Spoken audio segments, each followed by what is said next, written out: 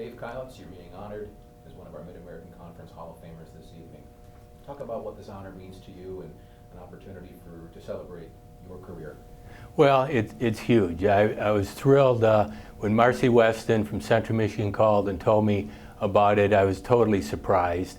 It actually started back when I was athletic director at Central, and then apparently discontinued for a number of years, and now starting again. And to come in with this 2013 class is a great honor. Central Michigan and the Mid-American Conference has meant so much to me for my whole career. We came in the conference in 1972 when I was baseball coach at Central. And so this is a huge, huge honor, and I'm very, very blessed and humbled by it.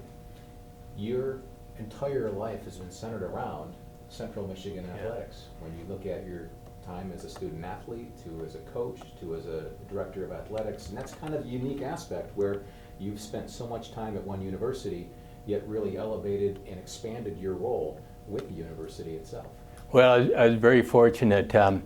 Other than my wife, my best choice ever was going to Central as a student athlete in 1960.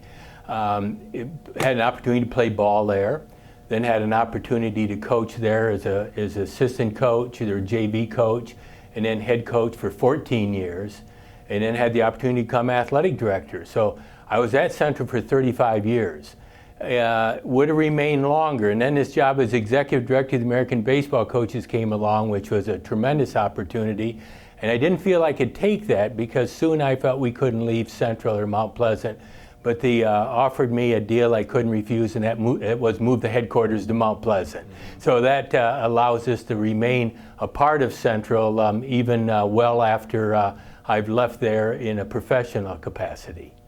You touched upon 14 seasons as head coach, including 6 different NCAA tournament appearances. What made you so special as a head coach? Well, I'm not saying I wasn't special, and I'm not special. We had a very good program when I became a baseball coach at Central. We did our best to continue with that. We had great support from the university, from the athletic department, outstanding facility, great school to recruit to. So we got top-notch players, had great assistant coaches in John Pavlisco and Dean Kriener. Both of went on to become excellent head coaches in their own right. And so it's just a matter of a program that we kept going, had very good success, probably a lot of luck, but it was a real great opportunity to take over that good position and continue on with it.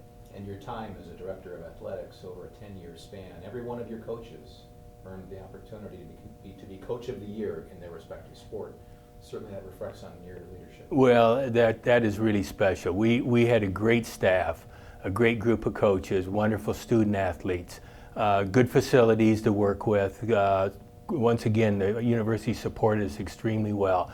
And I'm extremely proud of that. The coaches that we had, to think that every one of them became a MAC Coach of the Year at least once is something very special for them and for their programs and for our total athletic program.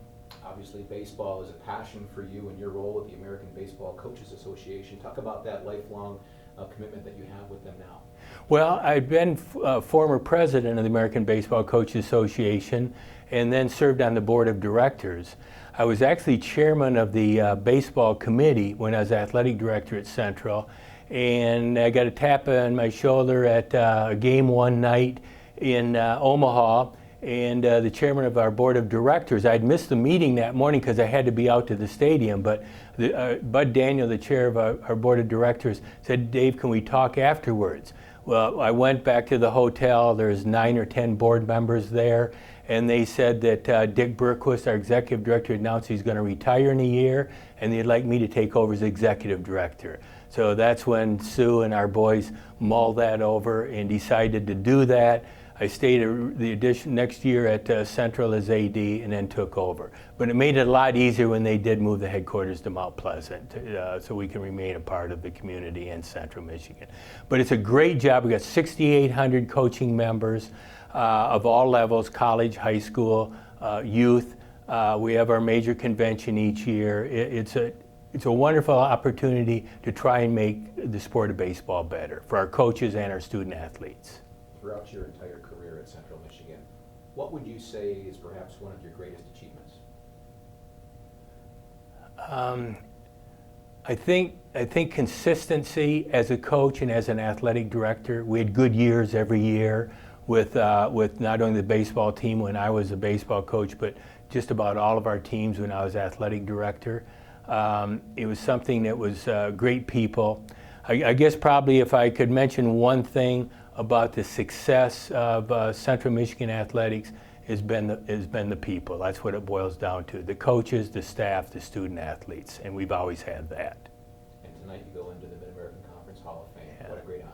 It really is. I'm really appreciative of it.